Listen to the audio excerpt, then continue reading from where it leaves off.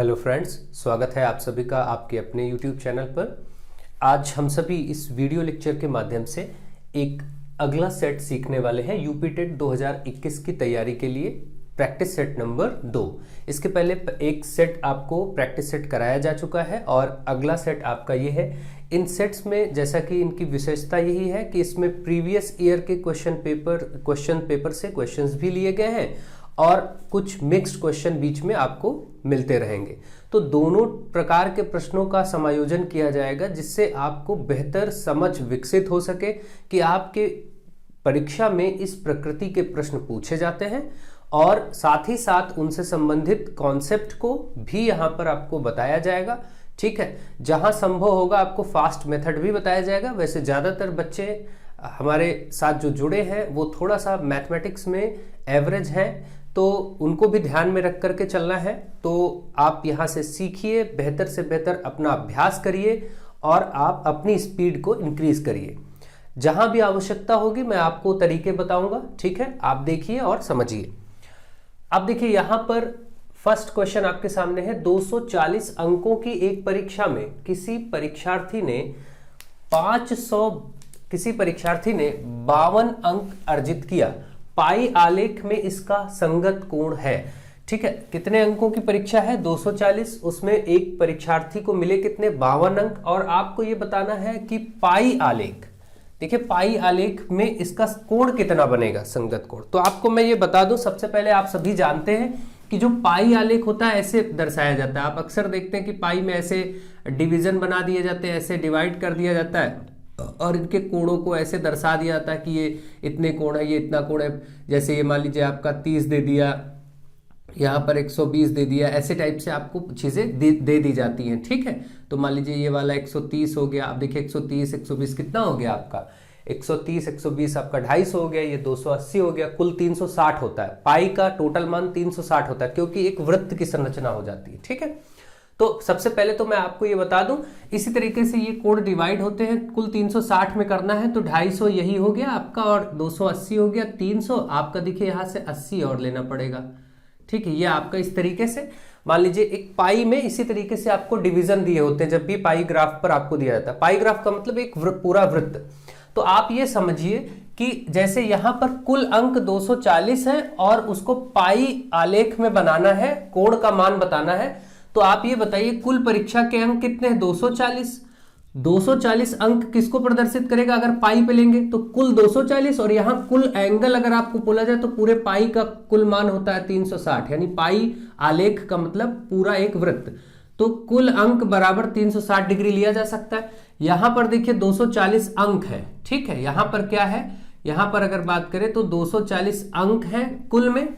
Total परीक्षा के total अंक 240 और यहां टोटल पाई आलेख का कोण 360। दोनों टोटल को बराबर करेंगे क्योंकि आपको इसको पाई आलेख में संगत कोण बताना है। ठीक, तो यहां का टोटल और पाई आलेख का टोटल बराबर रख दिया हमने। ठीक है, 360 डिग्री होता है तो एक अंक कितने के बराबर होगा? 240 अंक अगर 360 के बराबर है तो एक अंक में ये डिवाइड हो जाएगा उधर जाकर के। ठीक है, 360 बटे 240, ये देखिए 0 0 कट जाएगा। एक अंक को आप निकाल लीजिए। यहाँ देखिए, यहां पर आप देखेंगे इसको काटेंगे, 4 छंग 24 और यहां से 4 9 36 हो गया। ठीक है, यहां से फिर से देखिए काटिए, 3 से 3 दूनी 6 और 3 3 9, यानी कि 3/2 अंक, यानी देखा 3/2 डिग्री हो गया। एक अंक किसके बराबर हो गया? 3/2 के बराबर। आपको कितने अंकों, इसको कितने अंक मिले थे? इसको 52 अंक ही तो मिले थे। तो अब आप 52 अंक को बदल दीजिए, बस आपका उत्तर हो जाएगा। इसका मतलब अगर एक अंक 3/2 है तो 52 अंक कितना होगा? एक अंक 3/2 है तो 52 अंक 52 से गुणा हो जाएगा।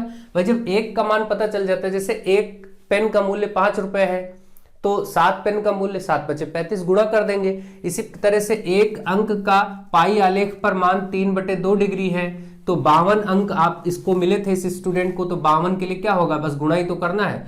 2 से काटिए, 26 दूना 52 होगा ना। 2 से काटेंगे, 2 दूने 4 1 बचा, 26 दूना 52 और अब देखिए 3 × 26 आप कर लीजिए, यही आपका उत्तर हो गया। 3 6 18, 3 दूनी 6 1 7, 78 डिग्री मान होगा पाई पर। पाई आलेख पर 52 अंक प्रदर्शित करेगा किसको? 78 को। ठीक, ये चीज आपको क्लियर हो गई। तो आंसर देखिए बी पार्ट में इसका राइट आंसर दिया गया है। ठीक है, तो मुझे आशा है ये वाला प्रश्न आपको समझ में आ गया होगा ढंग से। ठीक, चलिए आगे बढ़ते हैं। बस इसमें था कुछ नहीं, देखिए मुझे कॉन्सेप्ट भी समझाना पड़ता है, नहीं तो आपको क्या करना था, 2 लाइन का काम है, फटाक से लिखा 240 बराबर 360 के बराबर, तो 1 बटे हो गया और 52 से गुणा कर दिया, सॉल्व करके उत्तर कर दिया, तो इसमें टाइम लगना ही नहीं है। लेकिन क्योंकि हमारा उद्देश्य आपको बेहतर तरीके से समझाना भी है, आप में हर एक प्रकार के विद्यार्थियों को ध्यान में रखना है, इसलिए हम बहुत फास्ट चाह के भी नहीं कर सकते, क्योंकि करेंगे तो वो मुझे एग्जाम तो देना नहीं है, वो लगेगा कि मैं एग्जाम दे रहा हूं, तो आपको फायदा नहीं मिलेगा। आपको फायदा तभी मिलेगा जब मैं आपके तरह से सोचूं, और आप में जो मेजॉरिटी है, ज्यादातर बच्चे हैं, उनकी मैथ्स वीक होती है, तो उनको भी ध्यान में रखा जाए। तो थोड़ा सा जो लोग बच्चे एवरेज है या अच्छे हैं मैथ्स में, वो थोड़ा सा कोऑपरेट करें और साथ में वो अपनी स्पीड को बढ़ाए रहें, खूब प्रैक्टिस करें। ठीक है, चलिए नेक्स्ट क्वेश्चन। यदि P का P प्रतिशत 36 है, P का P प्रतिशत, तो अब बताइए, प्रतिशत सामान्य सी बात है, किसी का भी आपको प्रतिशत निकालना होता है, आप कैसे निकालते हैं? जैसे मैं कहूं कि 500 का आप 60% बताइए, तो कैसे निकालते हैं? 500 का की जगह गुणा लगा दिया जाता है, 60% जिसके साथ प्रतिशत होता है, वो प्रतिशत मतलब, प्रतिशत का मतलब क्या होता है? प्रतिशत, इसको आप देखिए बोलते क्या है? प्रतिशत, यानी प्रत्येक 100 यानी हर एक 100 पर कोई भी चीज हर एक 100 पर कितनी है, यानी 100 में कोई चीज कितनी है, वही प्रतिशत है, परसेंटेज इसी को कहते हैं इंग्लिश में। ठीक है, तो अब ये चीज आपको समझना है। यहां पर देखिए प्रतिशत जहां लगा होता है वो बटे 100 हो जाता है बस। ठीक है, चलिए प्रतिशत में डिटेल में आगे चैप्टर्स भी पढ़ाऊंगा, कुछ बच्चे डिमांड कर रहे हैं चैप्टर के लिए कि चैप्टर वाइज पढ़ाया जाए, तो मैं कोशिश रखूंगा कि आगे चैप्टर वाइज भी करा दिया जाए। तो 500 का 60% निकालना था, आपने 500 यहां लिखा, का की जगह गुणा लगाया और 60%, 60 के नीचे बटे 100 ले लिया, जहां प्रतिशत होता है उसके नीचे बटे 100 ले लेते हैं। अब देखिए यहां से 2 2 जीरो कट जाएगा, 5 छक्का 30, 300 आ गया, यानी कि 500 का जो 60% है वो कितना है? वो 300 है। आपको समझ आ गया? इसी तरीके से यहां पर इसने बोला P का P प्रतिशत, कैसे लिखा है देखिए, पहले लिख लीजिए। वैसे P का P प्रतिशत 36 है, मतलब बराबर 36 है, यही तो समझ में आ रहा है भाई। इसने कहा P का P प्रतिशत निकाले तो 36 है, तो इसका मतलब P का P प्रतिशत बराबर 36, ऐसे बोला जा सकता है। तो बस अब आप काम करिए, P गुणे का की जगह गुणे, और P प्रतिशत मैंने कहा जिसके साथ प्रतिशत हो उसके नीचे बटे में 100 बराबर 36। ये देखिए P और P ऊपर गुणा हो जाएगा, P स्क्वायर हो जाएगा, ये जो 100 बटे में, ये इसके साथ इधर जाएगा तो गुणे में हो जाएगा ना, इधर बटे में उधर गुणे में हो जाएगा, तो 36 के साथ गुणे 100 आप ऐसे करेंगे तो ये आ जाएगा 3600। अब आप देखिए P स्क्वायर 3600 है, आपको मालूम है जो वर्ग होता है दूसरी तरफ वर्गमूल हो जाता है, तो इधर वर्गमूल आपको कर देना, 3600 का कितना होगा? 36 का 6 हो जाएगा और 2 जीरो का 1 जीरो, यानी 60 आ जाएगा, है ना। आपको मालूम है 36 का वर्गमूल 6 और 2 जीरो का 1 जीरो हो जाएगा, जोड़ा बन जाएगा ना जीरो का, जितने जीरो हो तो उसका जोड़ा बना लीजिए बस। तो यानी P का मान आपका 60 आ गया। बहुत ही आसान प्रश्न था, केवल समझाने के दृष्टिकोण से थोड़ा लंबा होता है, बाकी और कुछ नहीं, बहुत ही आसान है, देखते ही आप सॉल्व कर सकते हैं। इसका डी पार्ट राइट आंसर हो गया। ठीक है, नेक्स्ट क्वेश्चन क्या है आप देखिए और ट्राई करिए। 100 के समभाजकों की संख्या, 100 के समभाजक, किसी भी संख्या के कुल भाजक क्या होते हैं? जैसे मैंने आपको बताया, जैसे 15 ले लेते, 15 के कुल भाजक क्या होंगे आप बताइए? 1 से कटेगा, 2 से नहीं कटेगा, 15 3 से कटेगा। ठीक है, भाजक मतलब जो विभाजित कर दे, 5 से 15 विभाजित हो जाएगा और फिर सीधे सीधे 15 अपने आप से ही विभाजित होगा। ऐसे मान लीजिए 12 के भाजक आपको लिखने हो तो 1 से होगा, 2 से होगा, 3 चौके 12, 4 तें 12, 6 से भी कटेगा और 12 फिर खुद से कट जाएगा। ऐसे ही तो होते हैं, ये सब भाजक है, या दूसरे शब्दों में इसके सभी गुणनखंड है। ठीक है, कुल गुणनखंड है इनके। तो यहां पर 100 की बात की गई थी, आप जरा विचार करें क्या क्या हो सकता है। 1 2, ठीक है, इसके बाद 4, सीधे 4 से 100 कटेगा, फिर 5 से कटेगा, 6 में नहीं आता, 6 के टेबल में 100 नहीं मिलेगा, 7 में, 8 में नहीं मिलेगा, 9 में, सीधे फिर 10 में मिलेगा, फिर क्या होगा 11 12 में नहीं मिलेगा, 13 14 15 में नहीं मिलेगा, 10 के बाद सीधे 20 पंचे 100 मिलता है, आपको मालूम है 20 में मिलेगा, 20 के बाद सीधे 25 चौके 100 आता है और किसी में 100 नहीं आएगा, फिर 50 दूना 100 होता है और फिर 100 एकम 100 होता है। ये टोटल आपको ऐसे ही मालूम है, इतनी आसान सी बात है। इसमें आपको केवल सम वाले भाजक बताने हैं जो इवन नंबर्स है। सम का मतलब क्या है? Even number. ठीक है, भाजक का मतलब क्या है, डिविजर्स, इवन डिविजर्स बताने हैं। ठीक है, तो आप बताइए जरा यहां पर सम वाले कौन से हैं। देखिए 2, 4, 10, 20, 50 और खुद 100। तो आप देख रहे हैं कितने मिल रहे हैं आपको। इस प्रकार से आपको 6 संख्याएं मिल रही हैं, 6 भाजक ऐसे मिल रहे हैं जो 100 के सम भाजक है। ठीक है, तो यहां पर 6 यानी कि फर्स्ट पार्ट इसका राइट आंसर हो जाएगा। 100 के सम भाजक कितने होंगे, 100 के सम भाजक 6 होंगे। विषम पूछता तो आपके सामने 1, 2, 3 विषम भाजक है। तो इस प्रकार से यही चीजें आपसे सम विषम पूछ लेगा। अभी यहां से आपसे पूछ लेता कि इसके प्राइम फैक्टर्स क्या होंगे, यानी कि आपसे पूछ लेता कि इसके अभाज्य भाजक क्या होंगे। तो अभाज्य वाली संख्या देखिए तो 2 अभाज्य है, 5 अभाज्य है। ठीक है, यहां से और कोई अभाज्य संख्या नहीं थी, तो केवल 2 ऐसे अभाज्य भाजक है 100 के जो इसको विभाजित कर सकते हैं, 2 और 5। तो ऐसे ही तो प्रश्न घुमावदार बन सकते हैं ना अगली बार। तो आप यहां से हर तरह के प्रश्नों को समझ लीजिए। मैंने और संख्याओं पर भी इसीलिए चर्चा कर ली है। ठीक है, तो चलिए, कॉन्सेप्ट आपको सारे मिलेंगे, अच्छे से समझाया जाएगा, ऐसी बात नहीं। आप बस धैर्य से ध्यान से देखिए और इनको भी सीखते चलिए। ऐसा नहीं कि चैप्टर वाइज ही जब मिलेगा तो आपको समझ आएगा, क्योंकि आपने कहीं ना कहीं मैथ्स पढ़ी है 6, 7, 8 में तो मैथ पढ़ी है, भूले हैं या काफी समय हो गया, कोई बात नहीं, आप रिवाइज करिए। और डीएलएड के जो भी मैथ्स के टॉपिक आपको पढ़ाए गए हैं वो तो आपके लिए बहुत ही फायदेमंद है, एकदम बेसिक सारी चीजें हैं। ठीक है, चलिए, बाकी अभी आपको सब कुछ मिलेगा यहाँ पर, चिंता मत करिए। ठीक है, चलिए आगे बढ़ते हैं। अब इस प्रश्न में आपसे कहा गया है यदि 2352 बराबर 2 की घात x गुणे 3 की घात y गुणे 7 की घात z, तब x plus Y plus Z का मान है, क्या होगा। देखिए, आप सबसे सिंपल तरीके से ये इतना देखते ही समझ जाएंगे, इतना आपको खुद ही आइडिया लग गया होगा कि अगर कोई संख्या गुणनखंडों में विभाजित है तो अगर कोई संख्या गुणनखंडों में विभाजित है तो जो गुणनखंड इधर दिख रहे हैं, जैसे 2 दिख रहा है, 3 दिख रहा है और 7 दिख रहा है, इसका जब लासा लेंगे तो 2, 3 और 7 में ही ये बढ़ जाएगा। 2, 3 और 7 में ही ये बढ़ जाएगा। तो आप इसका लासा लीजिए, देखिए फटाफट, आपको मालूम है इसका लासा लेना। 2352 का आप लासा लीजिए तो आप देखेंगे 2 से कटेगा, क्योंकि सम संख्या 2 1 कम 2, 2 1 कम 2, देखिए 2 1 कम 2, 2 1 कम 2, 15 हो गया, 2 से 14, 2 6 12। फिर देखिए 2 से कटेगा, 2 पंची 10, 1 बचा 17, 2 8 16, 2 8 16। फिर 2 से कटेगा, 2 दूनी 4, 1 बचा, 2 9 18, 2 चौके 8। फिर 2 से कटेगा, 2 1 कम 2, 2 चौके 8, 2 सती 14। फिर देखिए 3 से कटेगा, 3 चौके 12, 3 9 27। अब देखिए अपने आप 7 7 49 और 7 1 कम 7। आप देख रहे हैं कि यहाँ जो फैक्टर्स आपको दिख रहे हैं वो 2, 3 और 7 ही आए हैं अपने आप। 2 कितनी बार आया है, अब इसको बस केवल आप जो इधर है इसको इसी रूप में ब्रेक कर दीजिए। 2 कितनी बार है, 1 2 3 4, तो इसको हम लिख सकते हैं 2 की घात 4।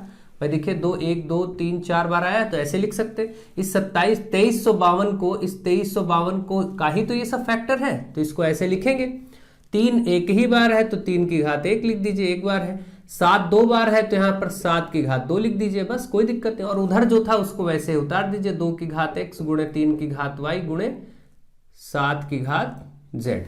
अब तो बहुत ही आराम से आप एक दोनों पक्षों में अगर तुलना करें तो इधर 2 पर x है, इधर 2 पर 4 है। इसका मतलब ये जो x है ये इस 4 के बराबर हो जाएगा, x का मान 4 हो जाएगा। इसी प्रकार से y है यहाँ 3 पर, यहाँ 1 है तो y बराबर 1 हो जाएगा। इसी प्रकार 7 पर z है, यहाँ 7 पर 2 है तो z का मान 2 हो जाएगा। देखिए x y और z आ गया, आपको बताना था इसमें x plus Y plus Z इस प्रश्न में, तो x है 4 1 5 2 7, यानी इसका मान हो गया 7। भाई जोड़ के ही तो बताना था केवल योगफल। देखिए यहाँ पर पहला क्वेश्चन आपको x plus Y plus Z बताना था, ये आ गया 7, तो बी पार्ट इसका राइट आंसर हो गया। नेक्स्ट क्वेश्चन देखिए और इसको समझिए। मुझे आशा है आपको ये समझ आ गया होगा। ऐसा कोई भी प्रश्न आएगा तो आप कर ले जाएंगे, ठीक है। चलिए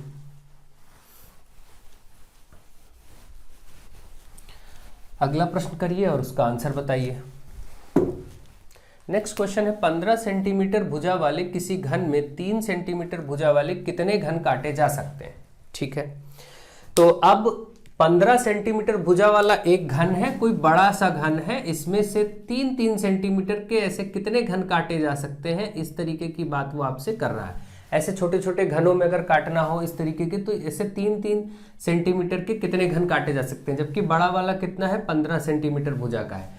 तो अब आप सोचिए, अगर बड़े वाले घन का आयतन हमें मिल जाए और छोटे वाले घन का आयतन मिल जाए, दोनों को भाग कर दें तो पता चल जाएगा कितने घन आ जाएंगे। तो आपको बड़े घन का आयतन लिखना है, बड़े घन का आयतन। और ये बताइए आपकी घन का आयतन क्या होता है? घन का जो आयतन होता है उसका सूत्र होता है भुजा की घात 3, भुजा की घात 3। ये किसका होता है? घन के का आयतन, भुजा की घात 3। तो बड़े घन का आयतन भी भुजा की घात 3 और भुजा है 15, 15 की घात 3। इसका मतलब आप इसको 15 गुणे 15 गुणे 15 ऐसे बोल सकते हैं, कोई दिक्कत नहीं। ऐसे ही जो छोटा घन काटा जाना है, छोटे घन का आयतन, ऐसे ही छोटे घन का आयतन क्या होगा? छोटी की भुजा 3 है तो 3 की घात 3 यानी 3 गुणे 3 गुणे 3 लिखा जा सकता है। बस दोनों को भाग कर दीजिए, आपको पता चल जाएगा कि छोटे घनों की संख्या क्या होगी। छोटे घनों की संख्या जो काटे जाएंगे, है ना, छोटे घनों की संख्या जिनको काट के निकालना है वो हो जाएगा, ये आपका जो बड़ा वाला इसका जो आयतन आया है और इसमें जो छोटे छोटे काटे जा रहे हैं उसका आयतन कर दीजिए। ठीक है, अब बस सॉल्व कर दीजिए। 3×5 15, यहाँ से 3×5 15 और यहाँ से भी 3×5 15। 5 गुणे 5 गुणे 5 50 25 5 125, 125 घन ऐसे काटे जा सकते हैं। आपको ये चीज समझ में आ गया होगा, आइडिया लग गया होगा। तो इसका जो आंसर है वो 125 होगा, सी पार्ट।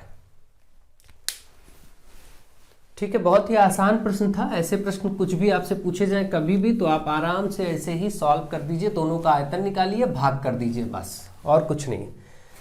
ठीक है, अगला क्वेश्चन आपके सामने, एक बहुभुज के अंतःकोणों का योग 2160 है, तो बहुभुज की भुजाओं की संख्या बताओ। अब बताइए बहुभुज क्या होता है? आप जानते हैं सभी जितने भी त्रिभुज, चतुर्भुज और पंचभुज, षटभुज हैं, सब बहुभुज ही हैं। जैसे त्रिभुज बनता है, आप मालूम है आपको, चतुर्भुज बनता है, ऐसे ही अगर हम पंचभुज बनाए, ठीक है, तो ये सभी हो गया। ऐसे ही अगर हम षटभुज बनाए, ये सब क्या है? बहुभुज है। इनके सभी अंतःकोण, जैसे आपको मालूम है कि ये त्रिभुज है, त्रिभुज के 3 कोण होते हैं और तीनों का योगफल आप बहुत अच्छे जानते हैं 180 होता है। त्रिभुज के तीनों कोणों का योगफल 180 होता है। इसी प्रकार से चतुर्भुज, चतुर्भुज के चारों कोणों का योग आपको मालूम है कि इसका 360 होता है। ठीक है, इसी प्रकार से पंचभुज होता है, पंचभुज के 5 कोणों का योग। तो ये किस सूत्र से निकलता है? ये एक सूत्र होता है, सभी अंतःकोण, बहुभुज के सभी अंतःकोणों का योग, बहुभुज के सभी, अंतः मतलब अंदर वाले, अंतः मतलब इंटीरियर, अंतःकोणों का योग का सूत्र बहुत आसान होता है। जितनी भी इन बहुभुज में भुजाएं हैं उससे 2 कम, मतलब कि जैसे n भुजाएं हैं, मान लेते हैं यहाँ 3 भुजाएं थी, यहाँ पर 4 थी, यहाँ पर 5 थी, यहाँ 6 भुजाएं थी ना, तो इसको हम n मान लें अगर, कि भुजाओं की संख्या को n। तो यहां क्या होता है सूत्र? n-2 गुणे 180। अब आप देखिए कितना आसान है, ये एक सूत्र होता है, आप खुद ही देख लीजिए। यहां पर भुजाएं इस त्रिभुज में कितनी है? 3।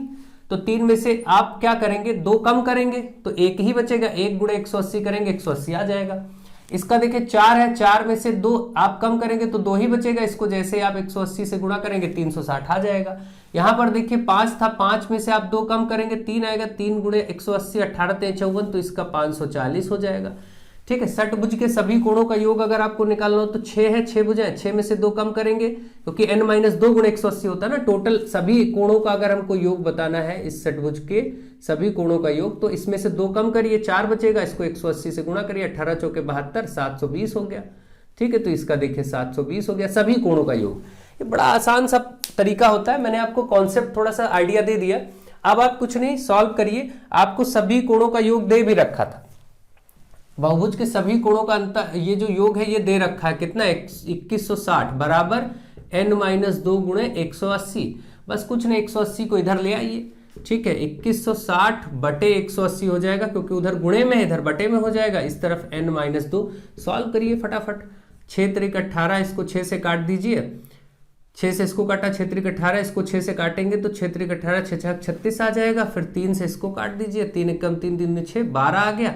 12 बराबर n-2 है, इधर ये 2 भी इधर लेके चले आइए, -2 है, इधर प्लस हो जाएगा, 12 के साथ +2, इधर n बचेगा, यानी कि 12 × 2 = 14।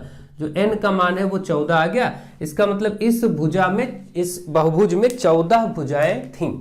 तो ये ऑप्शन सी आपको दिया गया है, 14 भुजाओं वाला ये बहुभुज रहा होगा। सीधी सी बात है, आपका ये प्रश्न हो गया।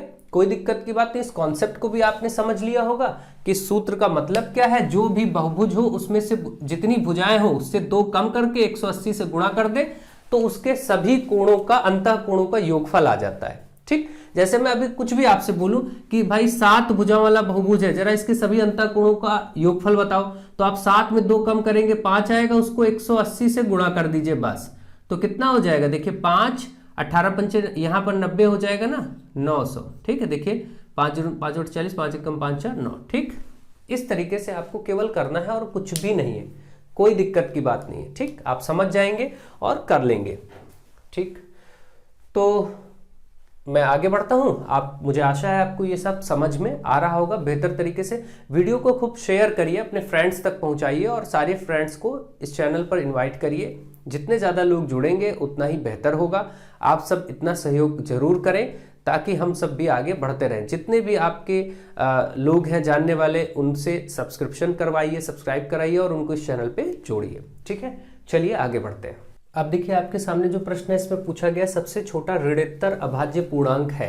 ये बहुत ही फेवरेट क्वेश्चन एग्जाम का होता है। सबसे छोटी अभाज्य संख्या आपसे अक्सर पूछ ली जाती है। सबसे छोटी अभाज्य संख्या हमेशा 2 होती है। ऋणोत्तर मतलब जो ऋण ना हो, धनात्मक हो।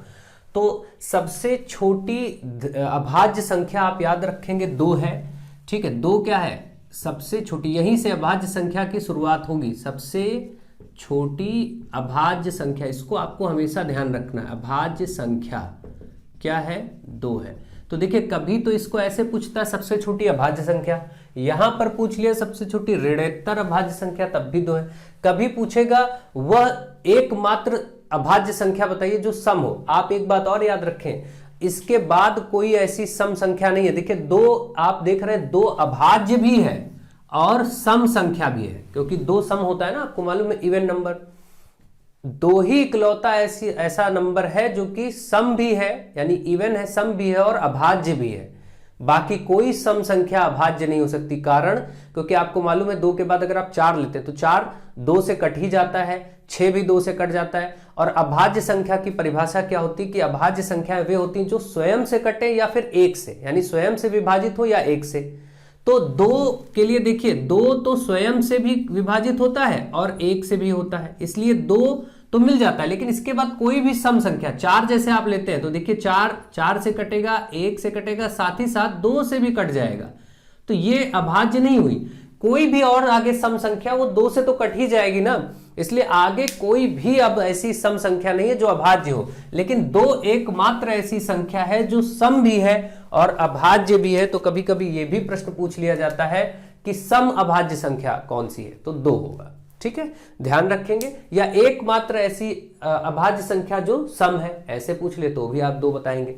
तो इसको आप ध्यान रखें, ये बहुत ही महत्वपूर्ण प्रश्न बन जाता है कई प्रकार से।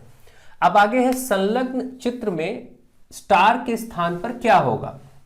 देखिए 4 चित्र दिए हैं, इनके पैटर्न को समझना है और स्टार के स्थान पर क्या होगा। देखिए यहां पर अगर पैटर्न की बात करें तो आप देखिए यहां वाली संख्या और इसका सम जोड़ने पर 4 3 7 यहां लिखा गया और इनको जोड़ने पर देखिए 6 1 7 यहां, यानी ये जो बीच का अंक आ रहा है ये किनारे वाले दोनों का योगफल आ रहा है। देखिए 3 और 2 5, देखिए यहां पर 5 और यहां पर 4 1 5, ये बीच में आया है। ठीक, आप देख पा रहे हैं। इसी तरीके से देखिए 8 7 15, 9 6 15, तो ये बीच में आया।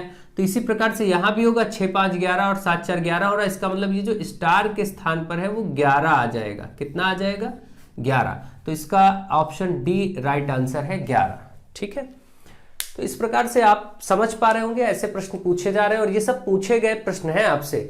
ठीक है, आपके यूपी टेट के एग्जाम में सभी प्रश्न पूछे गए हैं, तो आप बहुत अच्छे से इनको समझिए, क्योंकि मैं इनकी प्रैक्टिस इसीलिए करवा रहा हूं कि आपको पहले बेहतर समझ हो जाए, अच्छी समझ हो कि कैसी प्रवृत्ति के प्रश्न आते हैं। अब देखिए जहां पर जो बदलाव संभव है वो थोड़ा बहुत चेंज किया जाएगा, बाकी आपका सिलेबस वही रहेगा, चैप्टर्स वही रहेंगे, क्वेश्चन भी उसी टाइप से होंगे। आपको प्रैक्टिस की आवश्यकता है, प्रैक्टिस करिए, बस समझ विकसित करिए कि अगर प्रश्नों को घुमाया गया, थोड़ा बहुत चेंज किया गया तो आप आराम से समझ सकें, बस और कुछ नहीं है। ठीक है, तो मुझे आशा है आप इन चीजों को समझ रहे हैं अच्छे से और अच्छी तैयारी आप करेंगे। तो चलिए आगे बढ़ते हैं और भी कुछ प्रश्नों का अभ्यास कर लेते हैं। अब आपके सामने जो प्रश्न है इसमें बोला गया यदि किन्हीं 2 प्राकृतिक संख्याओं a और b 2 प्राकृतिक संख्याएं, इसके लिए एक आपको ये संबंध दिया गया a की घात b बराबर 125 हो, तो b की घात a का मान बताना है। तो बड़ा ही आसान सा प्रश्न है। देखिए आपको ऐसे दिया गया a की घात b बराबर 125। आप इसको इसी रूप में जरा परिवर्तित करना चाहें तो आपको ये मालूम है कि ये 5 की घात 3 होता है। 25 पंचे 125, नहीं तो आप इसका लासा ले लीजिए तब भी यही आएगा। ठीक है, 5 गुणे 5 गुणे 5 करके 125 आता है। 5 की घात 3 लिख सकते हैं। इसको देखने से ऐसा मालूम होता है कि a की जगह 5 और b की जगह 3 लिया जा सकता है। ठीक है, देखिए तो अगर ऐसा कर सकते हैं तो हमें क्या बताना है, हमें इस प्रश्न की जो डिमांड है उसमें बोला गया b की घात है, पलट दीजिए। देखिए a की जगह तो आपको पता चला कि 5 लिया जाएगा इसके अकॉर्डिंग, और b यानी घात यहाँ पर b, यहाँ घात 3 है तो b की जगह 3 लिया जाएगा। ये डिसाइड हो गया। अब आपको इस बार b की घात a बताना है। यहाँ पर a की घात b था, आपको यहाँ b की घात a बताना है। b यानी कि अब उल्टा काम होगा, 3 की घात 5, यहाँ 5 की घात 3 था, इसको पलट दीजिए 3 की घात 5, बस इसी का आंसर कर दीजिए। 3 गुणे 3 गुणे 3 यही तो करेंगे 5 बार। 3 गुणे 3 गुणे 3 गुणे 3, 3 तिया 9 त्रिक 27, तिया 81, 81 तिया कितना होगा 81 गुणे 3 243, 3 एकम 3, 3 और 24। ठीक है, देख रहे हैं, ये आपका आंसर हो गया। तो ये बहुत ही आसान प्रकृति का प्रश्न था, इसको आप आराम से कर सकते हैं। ठीक है, मैं हटा रहा हूं, आप इसको देखिए। चलिए नेक्स्ट क्वेश्चन आपका, इसको समझिए। 1 से 10 तक की सभी प्राकृतिक संख्याओं से विभाजित होने वाली सबसे छोटी संख्या। तो आप पहले तो मैं आपको डायरेक्ट बता देता हूं, 1 से 10 तक की सभी प्राकृतिक संख्याओं से विभाजित होने वाली सबसे छोटी संख्या आती है 25, 20। ये संख्या सबसे विभाजित हो जाती है। 1 से भी, 2 से भी, 3 से भी, 4 से भी, 5 से भी, 6 से, 7 से, 8 से, 9 से, 10 से, 1 से 10 तक की सभी संख्याओं से विभाजित हो जाता है। ठीक है, ये कैसे होगा, आपको मालूम है कि कोई भी संख्या अगर किन्हीं संख्याओं से विभाजित तभी होती है जबकि वो उसका लासा हो, एलसीएम हो। तो इसका मतलब, इसका एक तरीका तो ये है कि भाई 1 2 3 4 5 6 7 8 9 और 10 तक का लासा लिया जाए ऐसे। तो ये बड़ी प्रक्रिया होगी।